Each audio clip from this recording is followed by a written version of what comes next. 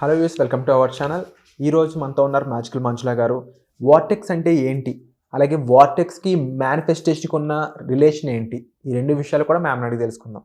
నమస్కారం మ్యామ్. నమస్తే విరాట్. మ్యామ్, ప్రతి ఒక్కరికి కొన్ని గోల్స్, అది తెలుగులో చెప్పాలంటే కోరికలు అవి ఉంటూ ఉంటాయి. ఇలాంటి నా డ్రీమ్ లైఫ్ ఉంది, ఇది ఒక మేనిఫెస్టేషన్ చేసే గోల్. అలాగే ఇంకా చాలా విషయాలు ఉంటూ ఉంటాయి, మనీ అయి ఉండొచ్చు, అదర్ థింగ్స్. అయితే దీనికి హెల్ప్ అయ్యే వార్టెక్స్ అనేది ఏదైతే ఉందో, ఈ కాన్సెప్ట్ గురించి చాలా మందికి తెలియదు, ఇప్పటివరకు ఎవరు చెప్పలేదు.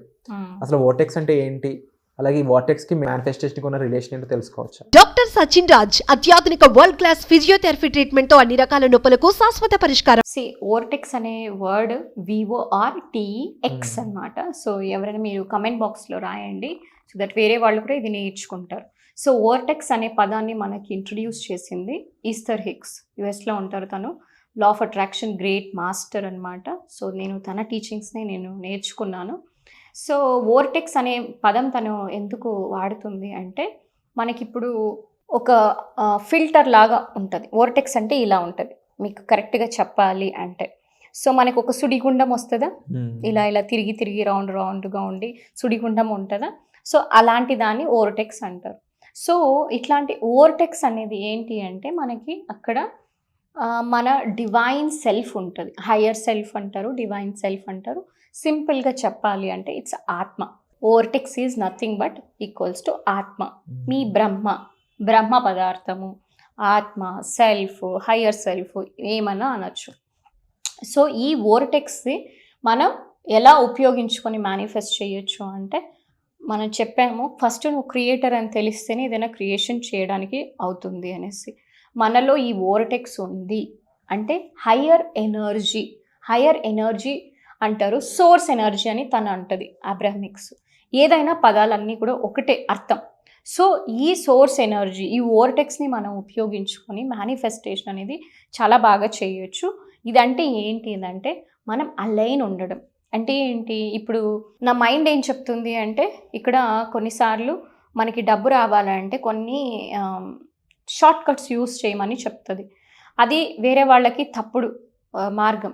అంటే ఫర్ ఎగ్జాంపుల్ నన్ను కొన్ని ఇలాంటి ప్రశ్నలు అడుగుతూ ఉంటారు. నాకు ఒక్కొక్కసారి ఫ్రస్ట్రేషన్ వచ్చినా నేను చాలా ఓపిక్గా సమాధానం చెప్తూ ఉంటా. డబ్బులు సంపాదించడానికి ఎన్నో మార్గాలు, కానీ చాలామంది అడ్డదారుల్లో సంపాదించాలి అనుకుంటారు.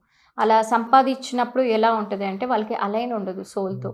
మేబీ తాత్కాలికంగా ఆ డబ్బులు రావచ్చు, కానీ బట్ అది during the course of time అది కర్మగా వాళ్ళకి ఇబ్బందుల్లో పాలవుతుంది.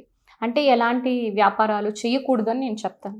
మెయిన్ థింగ్, ఈ వైన్ షాపులు ఇవి ఉంటుంది కదా, ఆల్కహాల్, అంటే వీళ్ళు ఏమనుకుంటారు, వేరే వాళ్ళు ఫన్ కోసము మనం ఇస్తున్నాము, ఇది మంచి విషయమే కదా అనుకొని చేస్తుంటారు.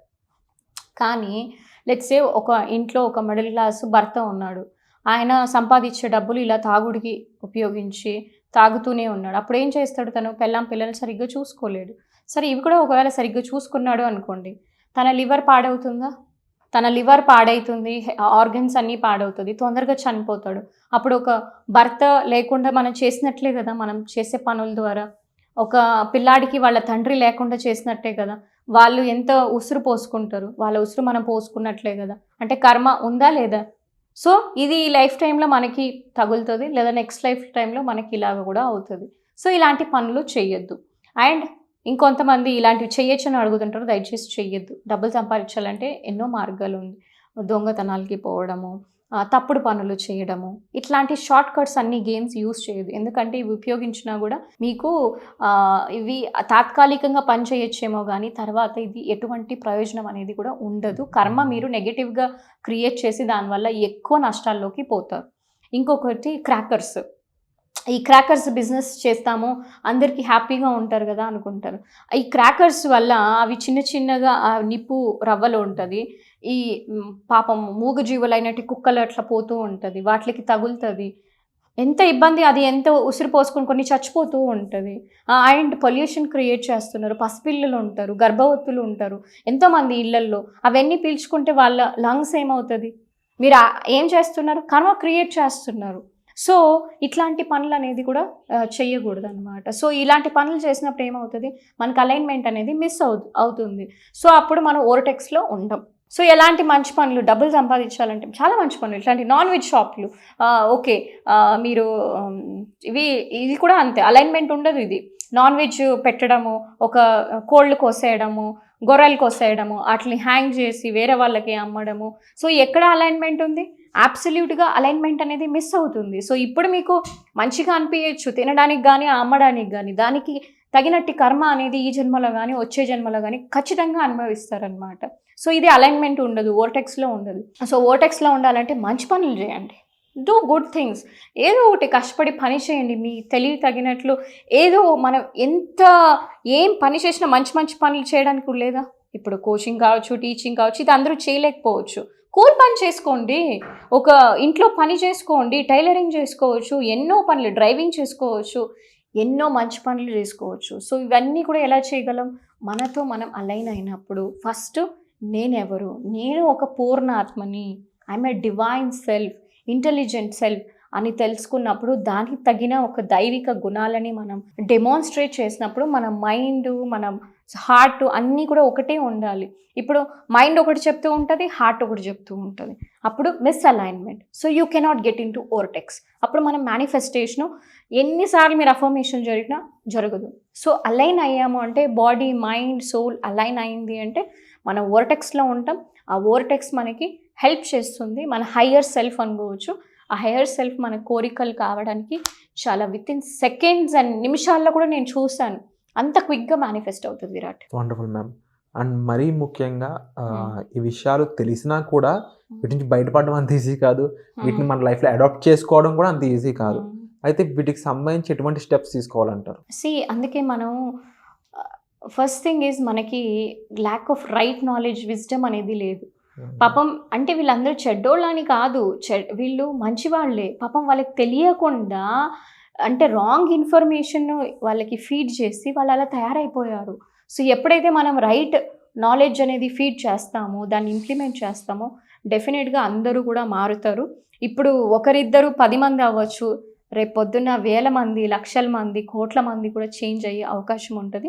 ఆ మార్పు అనేది ఫస్ట్ మీతో అవ్వాలి. ఇప్పుడు నాతో అయ్యింది కాబట్టి ఇప్పుడు మీరు ఇక్కడ వింటున్నారు. సో ఆ మార్పు మీరు అవ్వాలి.